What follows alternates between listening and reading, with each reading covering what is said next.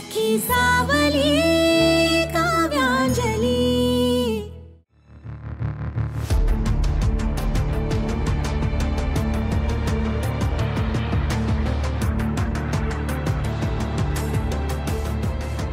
प्रीतमची पत्रिका मी एका चांगल्या गुरुजींना दाखवली।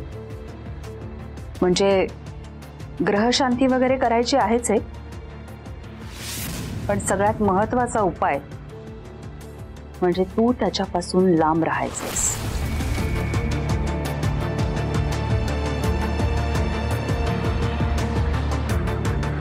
आजपासून पुढचे 7 दिवस तू आणि प्रीतमने एकमेकांशी काहीही संबंध ठेवायचा नाही।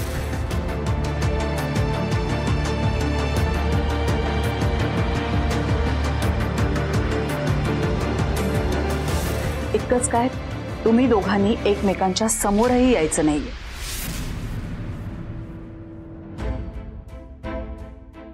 काय ग अंजली, किती हाका मारल्या तुला, एकदा येऊ दिली नाहीस मला। काय करते?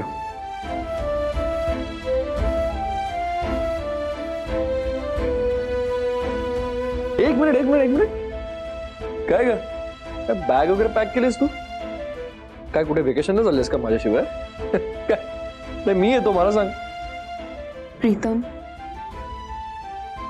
मी आजपासून या रूम मध्ये राहू शकत नाही।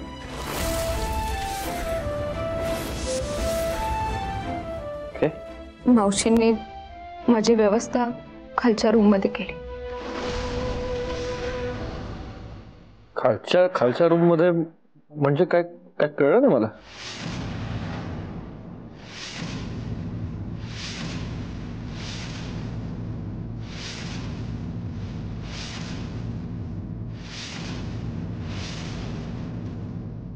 रपेश, आपल्याच घरी आपण काय करायचं, कसं जगायचं ते गुरुजी सांगणार आहे कोण?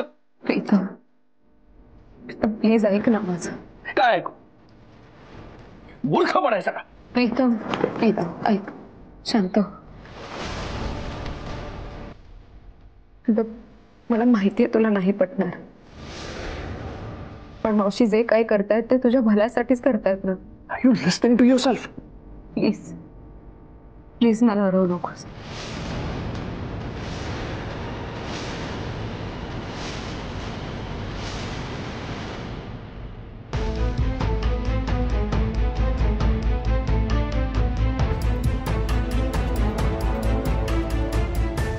ओ काका,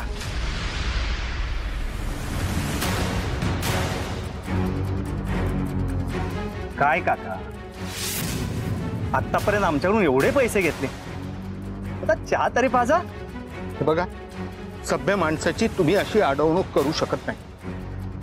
जातो मी।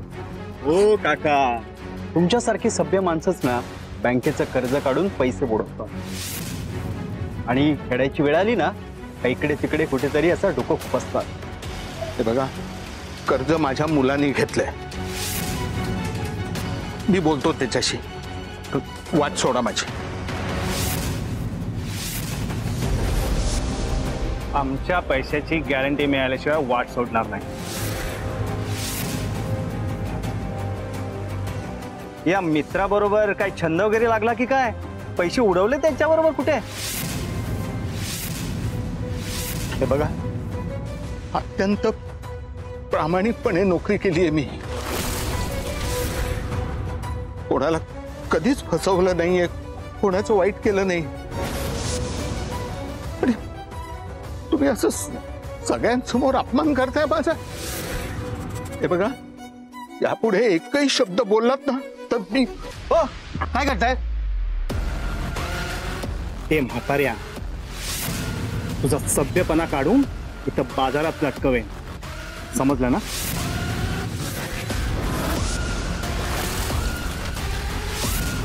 पैसे तू घेतलेस की तुझ्या पोरानं घेतले याच्याशी आम्हाला काही घेणं देणं नाही। आज संध्याकाळपर्यंत तुला मुदत देतो, जर आज संध्याकाळपर्यंत पैसे नाही मिळाले तर घरात घुसून हवं ते उचलून घेऊन जाऊ, कळलं ना?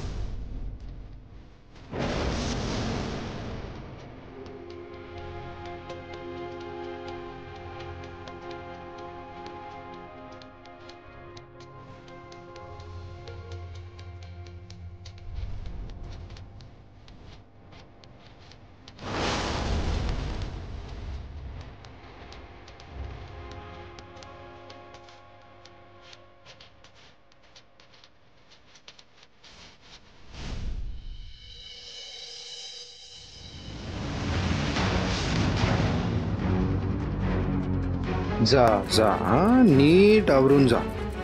आज तसंही तुझ्या ऑफिसचा शेवटचाच दिवस आहे. संध्याकाळी तुझा उदास पडलेला चेहरा कधी एकदा बघायला मिळतो असं झालंय मला.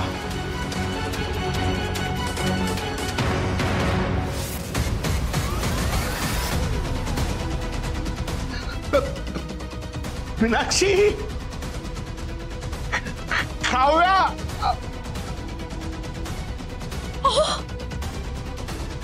अहो काय झालं तुम्हाला? काय झालं?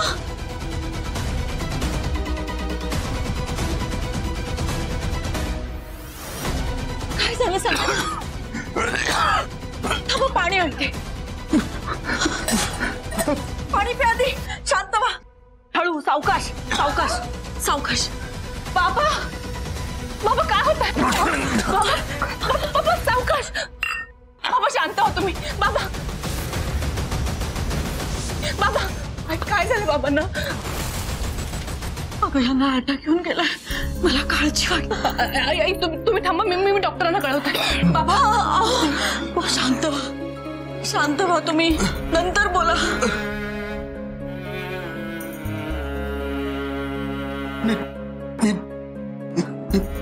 तिकडे बाजारात चक्कर मारत होतो तेव्हा माझ्याबरोबर ते मित्र पण होते. हा, आणि तेवढ्याच तो आला आणि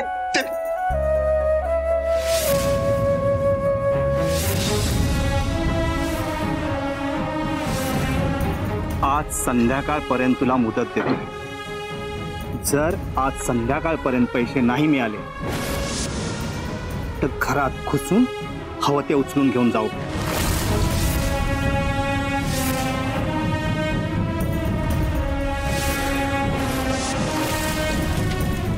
काव्या, काव्या अगं थांब. काव्या,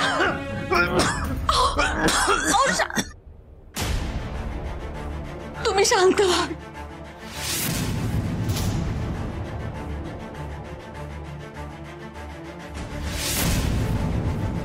नक्की विचार तरी काय आहे तुमचा? बाबांबद्दल काहीच वाटत नाही का हो तुम्हाला? त्यांच्या जीवाचं काही बरं वाईट झालं तरी तुम्हाला काहीच फरक पडणार नाहीये. काय बोलतेस तू? डोकं फिरलंय का तुझं? डोकं माझं नाही, तुमचं फिरलंय. तुम्ही वागताय तसे. त्या क्रेडिट कार्डवर भरमसाठ कर्ज काढून ठेवलंय, उधळपट्टी केलीये, आणि ती माणसं आता घरच्यांना त्रास देत आहेत. घरातल्यांना त्रास देत आहेत, मी मॅनेज करेन. तुम्ही मॅनेज करू शकला नाहीत म्हणून मला बोलावं लागतंय विश्वजित. आज भर रस्त्यात बाबांना गाठलं आणि सगळ्यांसमोर अपमान केला त्यांचा. त्यांना वाटेल तशा धमक्या दिल्या त्यांनी. बाबांना धाप लागली आहे. ते हार्ट पेशंट आहेत, माहिती ना तुम्हाला? बाबा कुठे आहेत बाबा? मी डॉक्टरांना फोन करतो. डॉक्टरांना कळवलंय मी, ते येतील. पण हे सगळं तुम्ही घेतलेल्या कर्जामुळे झालंय. तुम्ही लवकरात लवकर ते कर्ज फेडा, नाहीतर कुणाचा तरी जीव गेल्याशिवाय राहणार नाही. असं कसं फेडू मी कर्ज? वेळ लागतो त्याला, असं नाही फेडता येत. कुठून मिळणार आहे वेळ? आता जे काही झालं ते बघून आपल्याकडे अजिबात वेळ नाही, हे कळतंय का? हे बघा, तुम्हाला जमत नसेल तर तसं सांगा. मी ऑफिस मधून ऍडव्हान्स मध्ये पैसे घेते आणि हे कर्ज फेडते. काव्या, तुझ्यासाठी तर सोपं झालंय. नाही म्हणजे कसं आहे, मी किती नालायक आहे आणि तू किती केपेबल आहेस हेच दाखवून द्यायचंय ना त्यांना. तू माहिती काय करते? एक एक करून माझी सगळी माणसं माझ्यापासून लांब करतेस तू. बास झाला विश्वजित, बास.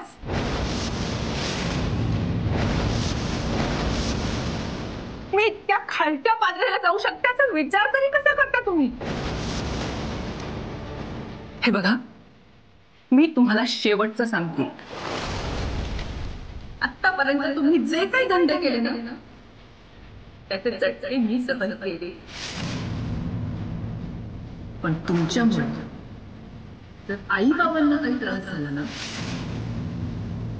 तर मी माफ करणार नाही.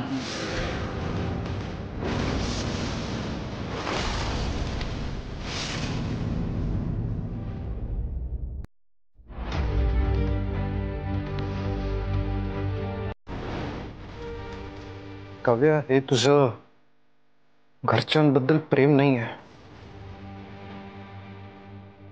तुझं सो कॉल्ड स्टॅटस, त्याची मस्ती आली आहे तुला.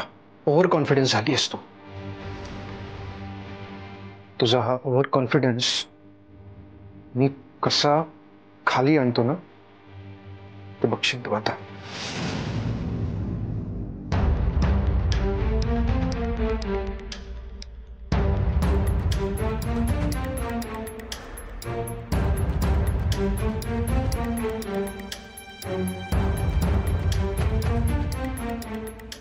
तुझी व्यवस्था मी त्या खोलीत केली. आणि हो, असं समजू नकोस की मी घराबाहेर गेले म्हणजे तुला रान मोकळं मिळालंय. तसंही माझ्या माघारी प्रीतमला कशी नाचवतेस आपल्या तालावर ते माहिती आहे मला. आणि सगळ्यात महत्वाचं, प्रीतम लगेच म्हणेल आईचं काही ऐकू नको, आईला मी समजावतो. त्याचं काही एक ऐकायची गरज नाही. तुला सगळे नियम पाळावेच लागतील. पुढचे 7 दिवस तू प्रीतमच्या समोरही यायचं नाही. अंजली कुठेही जाणार नाहीये.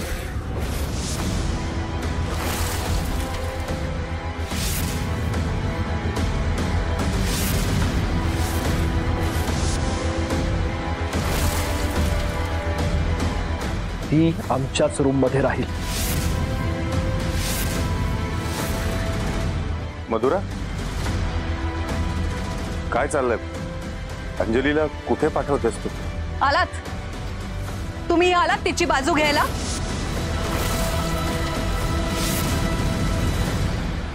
मला वाटलंच होतं अंजली, हे सगळं तू इतक्या सहजासहजी घडूच देणार नाहीयेस. इतकं बजावलं होतं तुला, तरी पुन्हा माझ्या विरोधात प्रीतमचे कान भरलेसच ना? आई नाही, आता काही बोलू नकोस अंजली. मला बोलू दे तिच्याशी.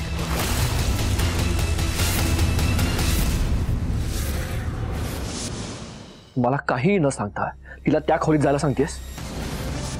अडगळीची खोली आहे ती, माहिती आहे ना तुला? त्या रूम मध्ये गेले कित्येक दिवस कोणी गेलेलं नाही आणि त्याच रूम मध्ये अंजलीला पाठवतेस तू राहायला. मधुरा, अगं का वागवतेस तू तिला असं? माझी आई जर तुझ्याशी असं वागली असती तर तू सगळं सहन केलं असतंस का? अगं किती समजवण्याचा प्रयत्न केला तुला आम्ही. सोडून देते गोष्टी. तुला किती सांगितलं तरी तुझ्यावर काही परिणामच होत नाहीये ग. काय चाललंय काय तुझं? मी हे पुन्हा पुन्हा तुम्हाला तेच समजावून सांगण्याचा प्रयत्न करते की मी जे काही करते ते प्रीतमच्या भल्यासाठी करते. पण तुम्ही बाप लेक ना, मला कधी समजूनच घेऊ नका.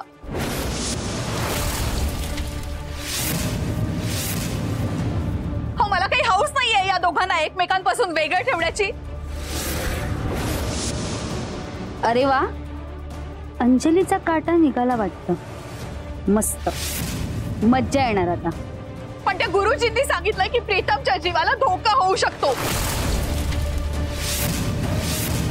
मग अशा वेळी आपण विषाची परीक्षा घ्यायची आहे का? आणि हो, गुरुजींनी सांगितलंय की या दिशेला तिला ठेवा, म्हणून मी तिला त्या खोलीत पाठवतेय.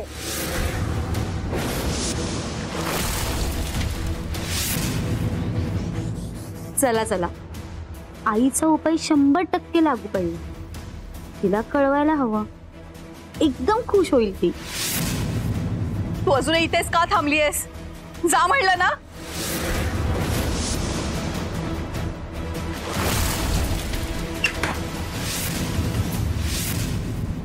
माझं आधीच सांगून झालंय, अंजली माझी रूम सोडून कुठेही जाणार नाही.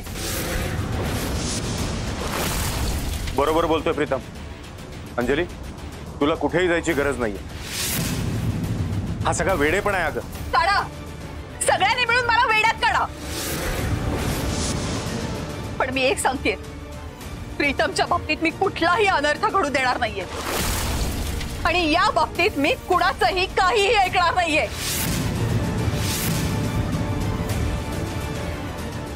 बघ आई, आता अंजलीचं काही खरं नाही. हा, तू चल. मधुरा, अगं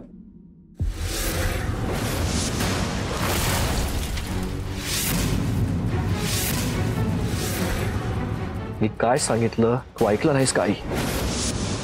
अंजली बायको आहे माझी आणि माझं खूप प्रेम आहे तिच्यावर आणि तिच्यामुळे मला काही झालंच ना तर त्यावर कोणी काहीही वाटून घ्यायची गरज नाहीये.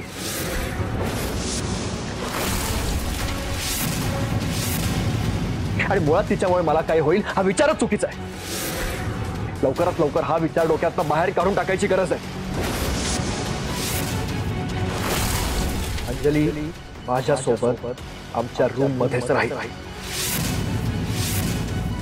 and that is final.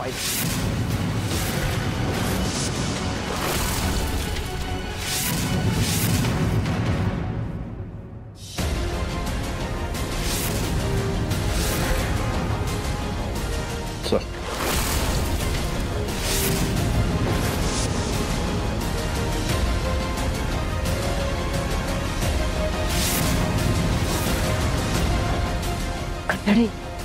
हे बघायला बोलू ना. काही मला वाटलं की गप्पा बस वाटलं की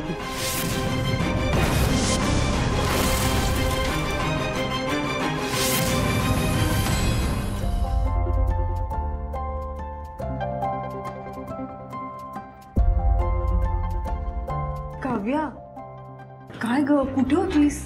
उशीर झाला मला आज यायला. अगं पिऊन दादा दोनदा येऊन गेले. का? तुला निरोप दिला, सरांनी बोलवलंय. अगं हो, त्यांनी मला काल फ्युजन रेसिपी बनवायला दिली होती ना, त्याचं प्रेझेंटेशन आहे, त्यासाठी बोलवत असते. मी कालच रेसिपी बनवून त्यांना मेल करून टाकला होता. पण नारायणी थँक्यू, तू मला तुझं आयपॅड दिलंस ना म्हणून मी पूर्ण करू शकले का, नाही तर झालंच नसतं. थांब मी देते हा तुला. ए राहू दे, तो नंतर दे, आधी जा, सरांनी बोलवलंय ना तुला. बरं मी रेसिपीची प्रिंट काढते आणि जाऊन येते. रेसिपी कशी झाली? छान झाली असं वाटतंय मला तरी. बघू आता सरांना आवडते की नाही. पटकन. हो तर ती खडूस कोण ग? ती सरांची असिस्टंट. उगाच काहीतरी बोलायचं तुला. काय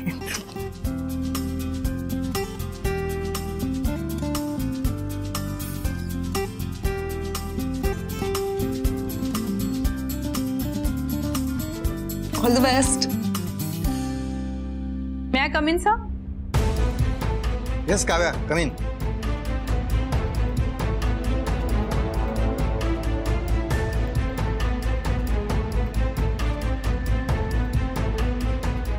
good morning sir. Good morning. Thank you.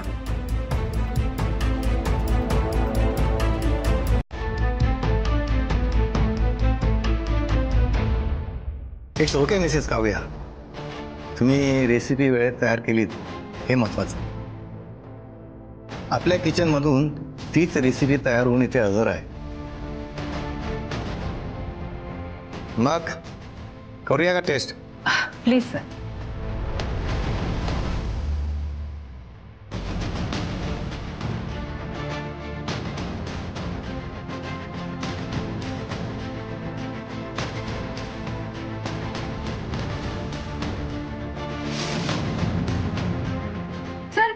Sir please sir, तुमकाय सर हे खाऊ नका, तुमकाय प्लीज. सर पाणी घ्या.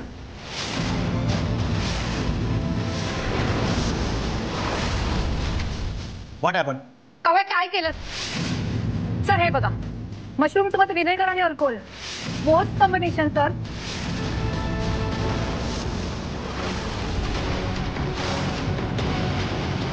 काव्या, सरांचा जीव घ्यायचा प्लॅन होता का तुझा?